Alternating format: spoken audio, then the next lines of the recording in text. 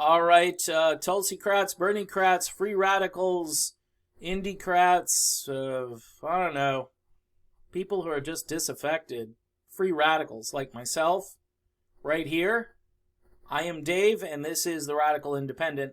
You know, we have to do this movement, what we're trying to do, from the ground up. And that means electing local officials, senators, Congress people. Daniel Whitfield has the best. If you're a Tulsi or Bernie fan, you should be a Dan Whitfield fan. All right. Now, this article talks about him being a progressive. His platform rocks. I just want to show it to you. Here's some things he wants to do. Okay, just a few things. They ask him, how do you expect to win Arkansas? Trump wins it by 30 points. Easy. Easy. Give him cold, hard facts. All right? Tom Cotton, entrenched politician who takes a ton of special interest cash. He described the cost of living wage ratio in Arkansas. He discussed corruption in the current political climate. Corporations, all right, donating unlimited amounts of money to candidates via PACs and super PACs. Repealing Citizens United. It's a great idea. And by the way, an idea that both the left and the right, I think, can embrace too. Calling out the Koch brothers because they buy off political candidates.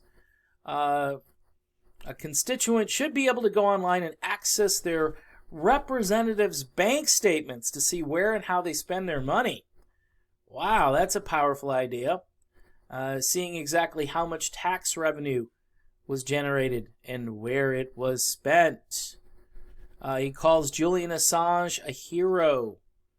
Yep, and he's correct there. Not only should we free Julian, we should make him the press secretary to the United States. Nice. Americans should not have to live paycheck to paycheck while working 40 hours per week. In America, a huge majority of the country, like single mothers, for instance, can't afford things. The minimum wage should be enough to pay bills, buy food, pay for medical, plus maybe some of it could be put away. I don't know. He's fighting for $15 an hour. Look, folks, I wasn't on board with 15. You know why I wasn't on board 15? Because I kind of believed all the arguments about, you know, you're going to lose jobs if you. But here's the bottom line. Some of these employers have to understand that what they're paying people isn't enough for them to live. And what the employers are doing is they're using the government's welfare system to subsidize their employees. They figure, why should I pay them more when they can go down the street and get, you know, food stamps or whatever else they need, maybe a housing voucher if they're really making low income. But that's embarrassing. That's embarrassing. And that's, you know what? And this goes to a conservative viewpoint here. That's not what the system was designed for. The system was designed for people who are down on their luck, who may have just gotten terminated from a job for some reason. Maybe it wasn't their own doing. You know, most of these businesses, they have this at-will work contract with the employee. You're fired. Why? Well, we don't have to tell you. You're just fired. And then when you try to, you know, call that employer to get rehired at another job because you need a reference, they, you know, either tell them why, which they won't tell you, but they'll tell the other employer why, so you can't get a job based on their word against your word. And so it's a mess. So I'm not saying you just, you know, it's like tenure where you can't get fired for any reason. You can just, you know, goof off and keep your job. I'm not calling for that. I'm calling for common sense kind of stuff here. Fairness. All right? $15 an hour in today's climate is not a lot of money. All right? It just is. I mean, it's better money than, you know, the $7.25 or whatever the thing is for national minimum wage, which is just an embarrassment. I don't know how it can be that low. Finally, asked about a federal jobs guarantee, he stated that a New Deal was a great achievement. We need a New Deal. If a person is willing to work, then let them work. Fully support a federal jobs guarantee. Look, these people would be working and giving them a job, and he wants to give them in renewable, sustainable energy. He talks about this Republican mayor in Texas who was able to convert 100% of the city's energy to clean energy, and every citizen there is not only proud of what they accomplished, but with their $20 a month electric bills. Wow. Oil field workers that now work in wind farms not only work in a 10 times safer environment, but they love their new jobs and the hours they work. I believe we should use this model as the basis for what can be accomplished in every American city. Now, this guy's platform, okay? Now, he's calling himself, or they're calling him a progressive here, but this is, when you look at this platform, all right, united by a common goal, he works 2 jobs, 7 days a week, full-time student, pursuing multiple degrees, political science, sociology, history, economics, and computer science. We don't need congressmen that are so out of touch with the people that they are supposed to be representing that they cannot understand the wants, needs, and concerns of those constituents. Wow, is that good? You mean people who are representing other people, not elitist ivory tower people that don't understand the needs of those people that they're representing.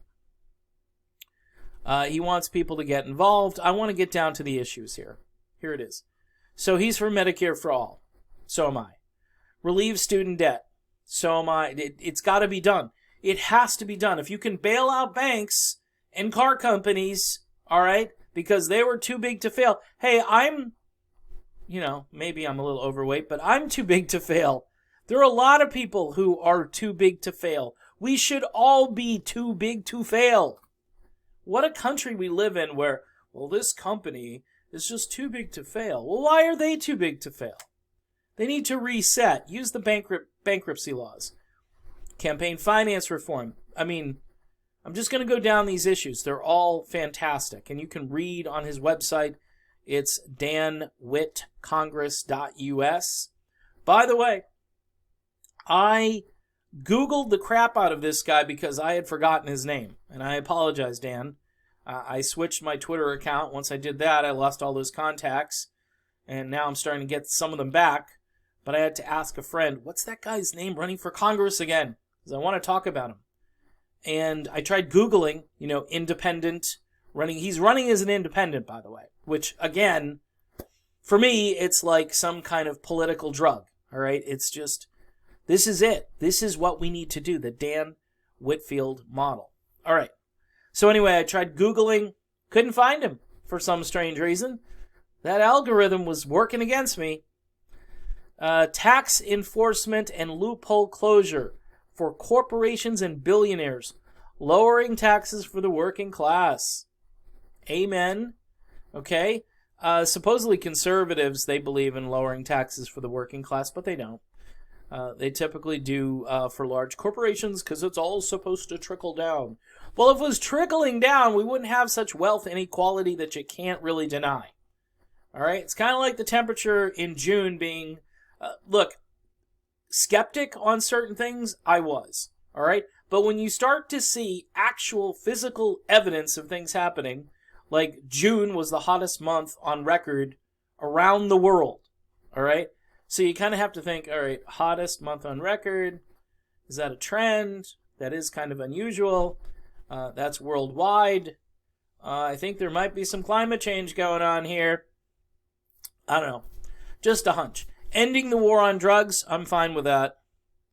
Anything that's a prohibition makes the people go around the law and do dangerous things in order to get what they want. All right? Climate change. All right, I just talked about that. Let's go down.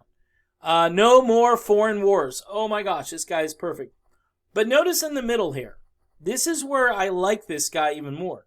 He's pro-Second Amendment. Now, he does talk about closing loopholes and obviously not just giving firearms out, as candy. But he is pro-Second Amendment, which I think a lot of the Bernie fans are pro-Second Amendment because Bernie was kind of pro-gun up in Vermont. So he knows that this is dumb, and here's why it's dumb. Disarming citizens and taking guns goes against everything that America stands for. And further, it is wrong for the government to seize personal property. We should not be disarming ourselves while we are militarizing the police. See, that's a great nuanced argument. That's not somebody who just woke up and decided to run for something. Rebuild the VA. Not too many people against that. Trump said he was going to do it. He claims things have gotten better. I don't know. I don't know. Ending the corruption of privatized prisons, yes. Raising teachers' pay, yes. A livable wage, which we talked about. Incredible. All great issues. Improving the quality of law enforcement.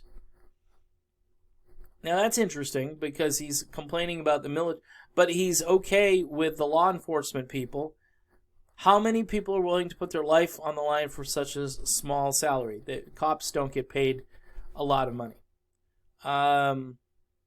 Hold police officers, so he's willing to pay them more, but he's going to hold them accountable for their actions.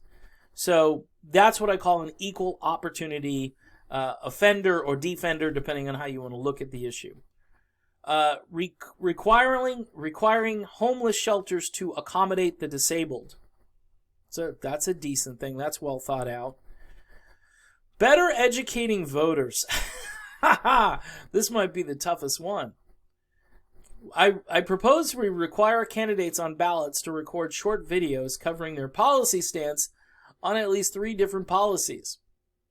When a voter shows up at the polling station, they can watch these candidate videos while waiting in line so they know exactly who and what they are voting for. There are too many voters that show up at polls merely to cast votes for the candidates in their favored party without ever having seen the candidate's name before. I propose we remove party affiliation from ballots in order to force voters to be better educated on the people they are voting for. Lowering politicians' salary. Capping home interest rates. Politicians' financial transparency. This guy is on fire. Protecting Arkansas children from predatory law. This is interesting. Large amount of corruption in our judiciary system. Lawyers use their knowledge to prey upon their clients as well as other Arkansans. I propose that we require a jury to bear witness to each child-related case. We need to hold lawyers accountable for the actions they take that determine the well-being of children. All right, here's the summary. Again, if you're a fan of Bernie, if you're a fan of Tulsi, send this guy some money. Seriously. The main point of our campaign is to give Arkansans their voice back. My stance on policy is not what is important. What is important is you. If elected into the Senate, I will not be casting my vote for myself and my beliefs. I will be casting your vote. Every single vote I cast will first be voted on by my constituents. Wow. I will merely be an extension of their will. A representative should be his constituents' voice, not campaign financiers or special interest donors. If you want your voice to be heard, I pledge to make it roar. And here's the donate button. I tell you what, this guy is good. He is good. And you can vote. You can go one time. You can do monthly. And small amounts, large amounts, I'd pursue this if I were anybody. If I were anybody and I'm somebody, I would pursue this. So, Dan is the man. Dan Whitfield for United States Senate to beat Tom Cotton. Now, you're probably thinking, Dave, Arkansas, come on. We got to start everywhere. We've got to get busy, and we got to start. If we elect Bernie or we elect Tulsi, she's going to need support. He's going to need support system. And this man here, this is my favorite candidate, I think, that's out there right now. His platform is a perfect mix of things that should satisfy just about everybody. And he's an original political thinker here. He's got some original ideas, and please check his website out too. It's not easy to find. It's danwittcongress.us. danwittcongress.us. And tell him the Radical Independent sent you over. And hopefully we'll get a few views on this, and it won't get... Really, if it gets demonetized, who cares? As long as Dan gets some support out of this, and people recognize that this is the kind of person, grassroots, family guy. Not, by the way, if you notice, there weren't any wedge issues or weird issues on his site. There was no talk of transgenders getting abortions on his site. I'm just saying, Julio, who is it? Julian Castro. It's just, really? I mean, that's a big one, huh? That's one we really all got to buckle down and care about. Nope. This is about the stuff, the big ticket items that we need to worry about. So I really like Dan, if you haven't noticed, and I hope he wins. It would send political shockwaves across the country if a guy like Dan Whitfield could be elected to the Senate. We can only hope. All right, I'm done. Thanks for tuning in. Don't forget to help me out via my email for PayPal. Channel needs help all the time. Revenue stream varies from day to day. Demonetization always happening to this channel. And also you can help me out on Patreon if you'd like to monthly. There's a link to that right at the top right part of the screen when you land on this page. Until later, I'm Dave, and stay radical.